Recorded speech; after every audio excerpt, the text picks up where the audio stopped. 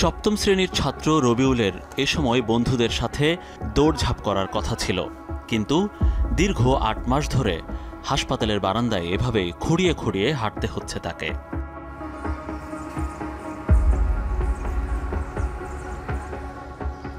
রাজধানীর শেরেবাংলা নগর জাতীয় অর্থোপেডিক হাসপাতাল ও পুনর্বাসন কেন্দ্র, অনেকেই এই হাসপাতাল চেনে পঙ্গু হাসপাতাল নামে।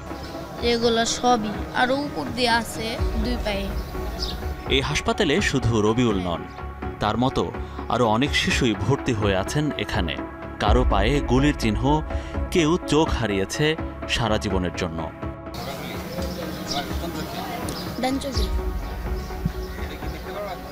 না, এটা নষ্ট হয়ে গেছে। এরা সবাই জুলাই বিপ্লবে গুলিতে আহত সৈনিক, বলা যায় এরা সবাই আহত শিশু সৈনিক। দীর্ঘ ৮ মাস ধরে হাসপাতালে থাকতে থাকতে ট্রমায় ভুগছেন অনেকে।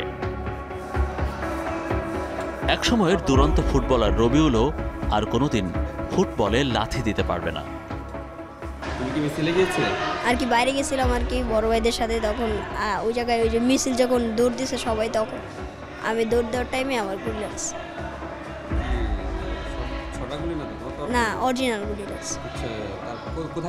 এই যে হাঁটুতে, পায়ের হাঁটুতে লাগছে, হাঁটু বাজ হয় না।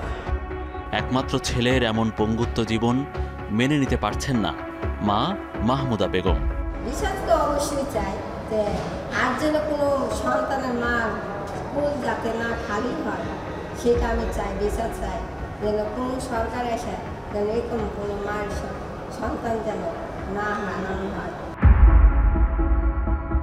জাতিসংঘের হিসেব বলছে জুলাই বিপ্লবে নিহতের সংখ্যা ১৪০০, এর ১২ ভাগই শিশু। সেই হিসেবে নিহত শিশুর সংখ্যা ১৬৮। তবে জুলাই সংক্রান্ত সরকারের বিশেষ সেলের হিসেবে এই সংখ্যা ১৩৫। এর মধ্যে আমরা ৫ শিশুর পরিবারের সাথে দেখা করেছি। কেউ ছাদে খেলতে গিয়ে গুলি খেয়ে মারা গেছে, কেউ মারা গেছে মায়ের কোলে। অথচ কিছু মৃত্যুর ময়নাতদন্ত তো দূরের কথা, মামলা বা থানায় অভিযোগ পর্যন্ত হয়নি। এই মামলার কথা বলছে, বাট এখানে অনেকে রাজনৈতিক সুবিধা নেওয়ার জন্য আমার সাথে মামলার সাথে যোগাযোগ করছে। আমি চাচ্ছি আসলে আমার নিষ্পাপ ছেলে আব্দুল বয়স ছিল 4 বছর, ও তো কোনো পাপ করে না, ও তো নিষ্পাপ এখনো। তো আমি নিষ্পাপের ছেলের জন্য আমি নিরপরাধ ব্যক্তি, সে আওয়ামী লীগ হোক, বিএনপি হোক, জামাত ইসলাম হোক, যে দলেরই হোক, আমি আবার এই নিষ্পাপ ছেলের জন্য আমি নিরপরাধ কারণ আমি মামলা দিয়ে হয়রানি করতে যাচ্ছি না।